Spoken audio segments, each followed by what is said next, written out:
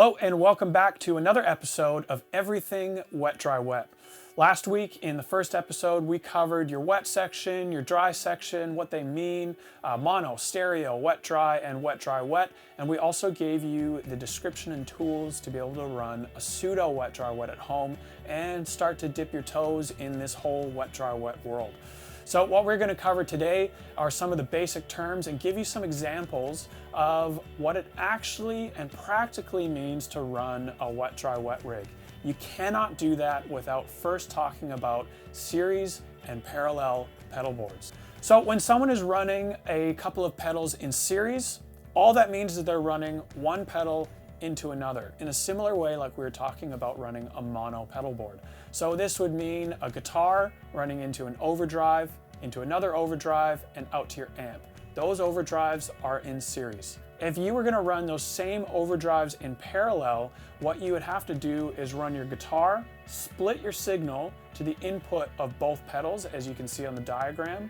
The output of both pedals are then mixed together and sent on as a mono signal path. They were run in parallel.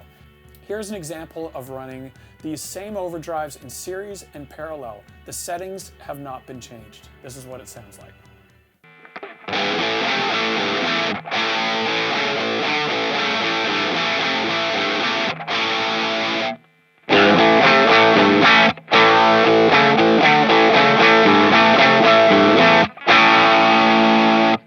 So as you can see, there are some major differences in running series and parallel. There are applications all over your pedal board, but you need to do the hard work of figuring out where you like running series and parallel. Why did I do that with the overdrives? It's a great simple visual for starting to understand what it means to run parallel effects. So in a wet dry rig, what this is going to look like is a series dry section running into a parallel wet section.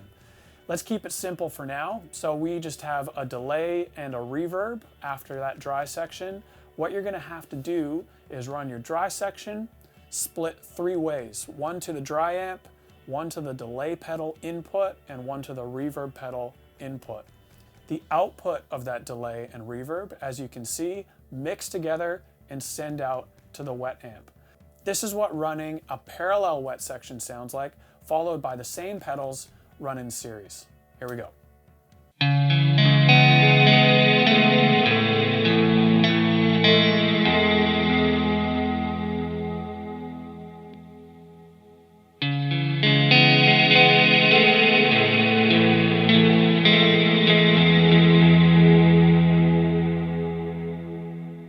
So as you can hear, there's quite a big difference between running a parallel and a series signal path, in this case with the wet effects.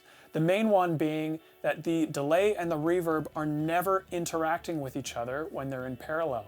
When they're in series, every repeat of that delay is getting reverb put on top of it.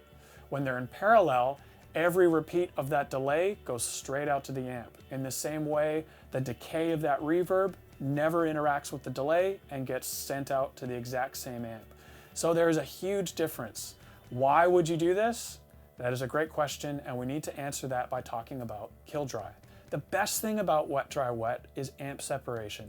The dry amp is seeing only dry. The wet amps are seeing only wet. To do this, we need to access a feature that a lot of wet effects have called kill dry. This basically means that 100% of the effect is coming out of the outputs of those wet effects and no dry. This is what it now sounds like if you have a delay in kill dry and a reverb pedal in kill dry in series.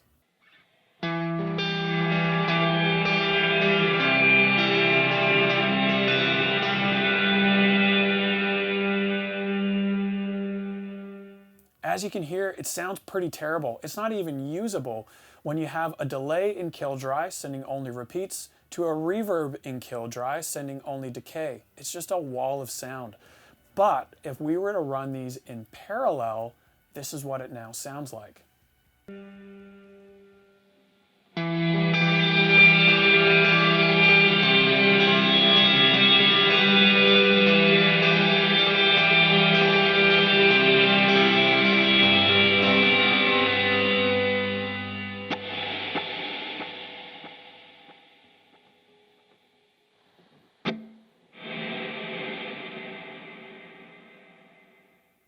So now what we have is a delay sending only its repeats, a reverb sending only the reverb or decay, and we have a dry amp that is only seeing the dry section of the pedal board. It's starting to come together. It's good to note at this point, for every wet effect you run, you have the option of running it in parallel.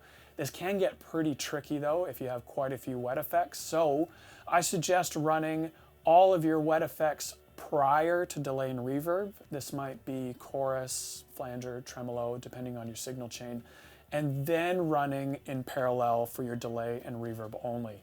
The delay and reverb really make the biggest difference. Try it out at home though and see what you think for yourself. So this video we have covered series, parallel, and kill dry and shown you some examples of what it looks like to run effects this way. You may have noticed in some of these audio clips I'm using a junction box that we built in the Goodwood Audio Custom Shop. This takes a stereo or mono input and allows you to run 2 stereo loops in series, hit a button, and it'll put those 2 stereo loops in parallel. So you can quickly decide what you like best throughout your pedal board. This works for overdrives and compression, or stereo delays, reverbs, chorus, you name it. If this is something you're interested in, hit the link below, get in touch, and we'll see what we can do about getting one in your hands. We have covered a lot of ground today. Next week, we are going to talk a little bit more about some of the things you need to be aware of before committing to a wet-dry or wet-dry-wet rig, and how to combat some of those issues. Again, we'll go over some of the pros and cons and give you some more to think about. Until next week though, try out that pseudo wet-dry-wet rig, post any questions you have below in the comments, and we'll get back to you quickly. This has been episode 2 of Everything Wet Dry Wet. We'll see you next week for number 3.